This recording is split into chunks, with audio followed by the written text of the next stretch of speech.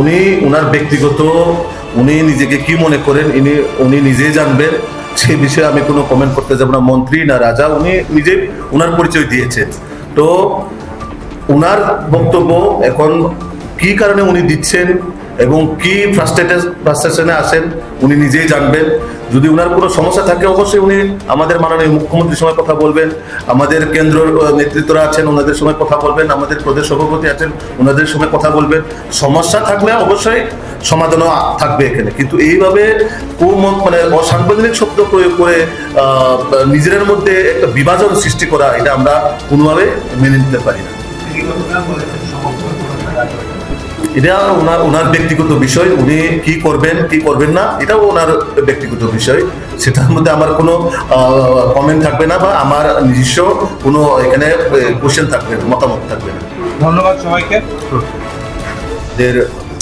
দল 100 বার আমরা যোগ ধর্ম পালন করে যাচ্ছি, আগামী দিনেও আমরা করব। এই ত্রিপুরা রাজ্যকে উন্নয়ন করার জন্য আমরা সবাই মিলেমিশে কাজ করব, কিন্তু এর মধ্যে আমাদের দেখতে হবে এইভাবে মন্তব্য করে ও সাংবিধানিক শব্দ প্রয়োগ করে ত্রিপুরা রাজ্যকে যাতে জাতি জনজাতির যে মিলনের স্থল সেটাকে যেন আমরা কলুষিত না করে। তো তার জন্য ওনারাও বুঝতে লাগবে, আমরাও যোগ ধর্ম পালন করে যাচ্ছি, ওনারাও পালন করতে হবে।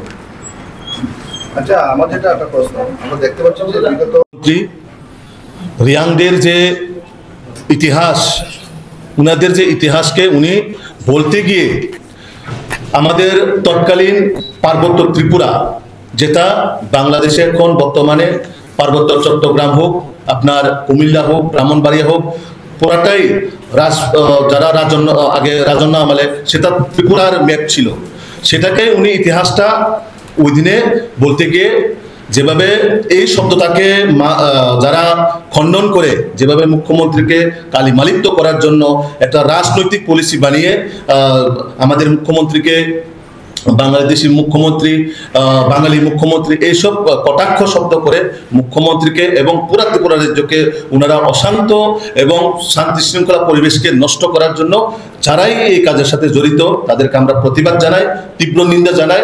আমি আপনাদের মাধ্যমে ওনাদেরকে অনুরোধ করতে চাই, এইসব অসাংবিধানিক শব্দ প্রয়োগ না করে যেভাবে ত্রিপুরা রাজ্যকে জাতি জনজাতি সকল অংশের আমরা মিলেমিশে এই ত্রিপুরাকে সুন্দরভাবে এক ত্রিপুরা শ্রেষ্ঠ ত্রিপুরা করার জন্য সবারই সহযোগিতার কাম্য আমি করি। রাধাকৃষ্ণ জুয়েলারি নিয়ে এলো ধনতেরাস ধনবৃদ্ধি 12 থেকে 26 অক্টোবর 2025 পর্যন্ত বিশেষ অফার সমূহ। প্রতি গ্রাম সোনার গয়নার মজুরিতে 500 টাকা ছাড়, হীরের গয়নার মজুরিতে 75% ছাড়, সঙ্গে হীরের মূল্যে অতিরিক্ত 5% ছাড়, রূপো ও প্ল্যাটিনাম গয়নার মজুরিতে এবং গ্রহরত্নের মূল্যে 20% ছাড়। অফারের বিশেষ আকর্ষণ, 2টি Royal Enfield Hunter bike mega lucky ড্রতে জেতার সুযোগ। পুরনো সোনার গয়নাতে পেয়ে যাবেন 100% এক্সচেঞ্জ ভ্যালু। প্রতিটা কেনাকাটায় ফ্রি জুয়েলারি ইন্স্যুরেন্স, সহজ ইনস্টলমেন্টে গয়না কেনার বিশেষ সুবিধা আরও আছে। প্রতিটি কেনাকাটায় নিশ্চিত উপহার। রাধাকৃষ্ণ জুয়েলারি, উষা বাজার, আগরতলা, ধর্মনগর, বিলোনিয়া, উদয়পুর এবং পোলো সেন্ট্রাল মল, আগরতলা। আপনার ঘর ঐতিহ্য ও বিশ্বাসে উজ্জ্বল হোক, আপনার ধনবৃদ্ধির পথ সোনালী হোক। রাধাকৃষ্ণ জুয়েলারি, সবার সাদর আমন্ত্রণ।